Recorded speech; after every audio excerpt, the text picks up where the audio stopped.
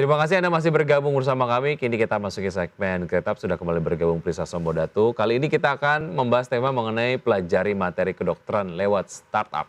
Oke, dan sudah tersambung melalui video conference bersama dengan Mas Alif Andika. Ini adalah CEO dan juga co-founder dari UMaths. Oke, langsung saja saya ingin bertanya, Mas Alif, selamat pagi. Halo, selamat pagi Mbak. Bagaimana sih maksudnya ini mempelajari ilmu kedokteran lewat startup? Artinya Artinya, ini untuk mahasiswa kedokteran ya?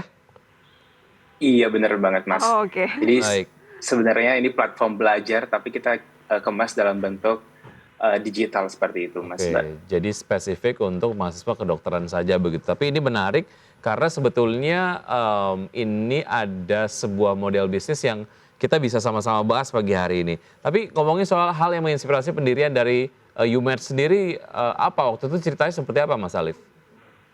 Baik Mas, kebetulan saya juga seorang mahasiswa kedokteran gigi di salah satu universitas di Jawa Tengah nih Mas, dan saat itu mendapatkan begitu banyak problem pada saat mahasiswa baru. Kita belajar dalam kurun waktu 5 sampai dengan 6 tahun, waktunya sangat-sangat singkat ya Mas, dan begitu banyak materi yang harus kami pelajari di tengah kesibukan praktikum, kemudian perkuliahan, dan kegiatan-kegiatan lainnya. Nah, lewat UMaths ini kami berinisiasi gitu untuk memberikan akses yang lebih mudah gitu untuk para pelajar, untuk para mahasiswa. Sekiranya mereka tidak perlu lagi membawa buku yang tebal dari Oh, oke. kelas ke kelas, kemudian tidak perlu lagi untuk mencari bahan ajar di Google yang tidak terverifikasi gitu sumbernya dari mana.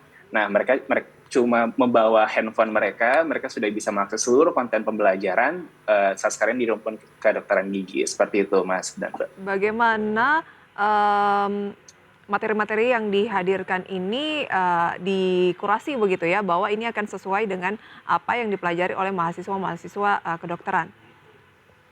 Iya benar, Mbak. Jadi salah satu responsibility kami juga karena ini merupakan rumpun keilmuan yang erat kaitannya dengan kode etik. Jadi kami tentu menyediakan konten pembelajaran yang telah dikurasi oleh para dosen. Saat sekarang ini kita bekerja sama dengan salah satu FKG di Yogyakarta, dan di situ kita juga membangun konten pembelajarannya yang sekarang ini kita masih berbasis 2 dimensi, tapi kita akan kembangkan ke 3D modeling. Jadi memang kami pastikan semua konten yang kami sediakan ini adaptif, dalam arti dapat digunakan oleh para mahasiswa dari rumpun dari asal universitas di seluruh Indonesia, dan dari mereka mahasiswa baru hingga mereka program profesi, seperti itu Mbak. Oke, artinya memang materi-materi yang ada di UMaths ini semua sudah verified begitu dan juga terkurasi begitu ya. Jadi mahasiswanya tinggal kemudian mempelajari berbagai macam materi terkait dengan kedokteran di aplikasi tersebut. Oke, selengkap apa sih sebetulnya materi-materi yang dihadirkan di UMaths, Mas Alif? Baik, saat sekarang ini kami masih fokus di rumpun keilmuan kedokteran gigi. Jadi karena background saya di kedokteran gigi, dan kita mulai dari tahun 2021 memang mengerjakan konten-konten di kedokteran gigi gitu. Kita total sekarang ada kurang lebih 154 konten materi, tapi kita ini baru mengerjakan 40% dari keseluruhan total karena membutuhkan waktu juga, dan ada biaya gitu untuk kita menyediakan seluruh konten pembelajaran. Next-nya kami sekarang ini baru akan mengembangkan tadi ke 3D modeling sembari melengkapi seluruh konten pembelajaran yang sekiranya dibutuhkan oleh para mahasiswa. Oke, ada berapa sih tim yang dimiliki oleh UMaths sendiri dalam mengerjakan konten-konten ini? Baik, kalau dari tim operasional sendiri kami ada kurang lebih 12 orang, namun Wah, kami banyak juga ya. disupport oleh para tim pengajar, para tutor ya, yang mana jumlahnya mereka kurang lebih 30-50 orang ya, karena kita menghadirkan para pengajar tutor ini dari berbagai universitas di seluruh Indonesia, kurang lebih 10-15 kampus. Oke, terkait dengan hak cipta dari materi-materi yang ada di dalam UMaths, itu gimana tuh? Baik Mas, jadi memang kita melakukan kurasi, kemudian kita melakukan verifikasi bahwa seluruh kontennya bisa dijadikan bahan ajar untuk para mahasiswa, dan haknya karena dibuat oleh para tim pengajar kami, para tutor, itu menjadi haki dari company kami sendiri, dan memang kedepannya setelah kita menyelesaikan legalitas, kita akan mendaftarkan satu modul sekiranya di Ditjen Kekayaan Intelektual. Oke, nanti akan kita bahas lebih jauh terkait dengan operasional karena kan pasti butuh biaya operasional, kemudian juga apakah ada pendanaan begitu ya. Usai jeda, kami akan segera kembali pemirsa, pastikan Anda masih menyaksikan segmen Create Up. Kembali berbincang bersama dengan Mas Alif, ini adalah CEO dan co-founder dari YouMeds. Mas Alif, kabarnya nih jurusan lulusan kedokteran gigi Universitas Diponegoro Undip Semarang ya? Bener Mbak. Oke, satu alma mater kita, tapi nggak usah ditanya angkatannya gitu ya, kayaknya Alasannya jauh. jauh, oke. Mas Alif, model bisnisnya dari YouMeds gimana sih? Bagaimana YouMeds memastikan keberlangsungan bisnisnya? In a very short term, udah cuan atau belum YouMeds? Sudah revenue belum? Baik Mas. Jadi kita di tahun 2021 sampai akhir tahun 2022, model bisnisnya adalah B2C.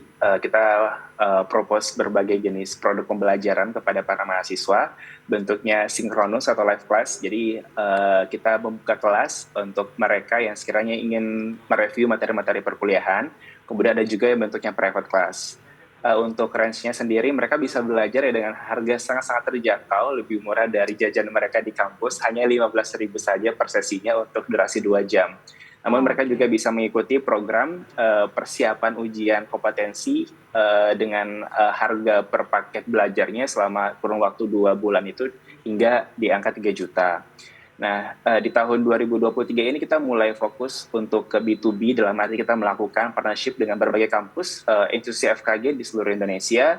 Kita baru berjalan kurang lebih 3 kampus dan harapannya bisa nih bekerja sama dengan seluruh institusi FKG di seluruh Indonesia dalam membantu para mahasiswa mereka dalam menghadirkan gitu calon dokter gigi yang sekiranya dari basic knowledge dan juga clinical guidance-nya paham dan profesional seperti itu. Nah, kalau perihal cuan, ya kita setiap bulan ada revenue kurang lebih 50 sampai dengan 80 juta per bulannya. Wow. Walaupun memang profit marginnya belum ada sih Mas. Jadi kita masih gross margin di angka 30 sampai 40% karena memang biaya operasionalnya kami lumayan tinggi tadi ya. Ada 12 full timer yang mana mereka ada dari product technology, ada yang dari marketing. Kemudian sekarang ini kita sudah kurun waktu 6 bulan mendapatkan pendanaan dari Indigo Telkom. Jadi kita merupakan salah satu sarana binaan dari Indigo Telkom Indonesia yang merupakan program inkubasi yang membantu kami nih untuk developing produknya hingga pada sekarang ini kami memvalidasi bisnis modelnya. Baik, berapa target dari semacam subscriber atau pengguna begitu ya di tahun 2023 ini, peningkatannya harapannya berapa persen dan sejauh ini animonya sudah seperti apa? Baik, existing usernya kami, kebetulan kami baru launching aplikasinya di Februari 2023 kemarin, jadi sekarang baru terhitung 3 bulan, ada kurang lebih 2.200 itu downloaders.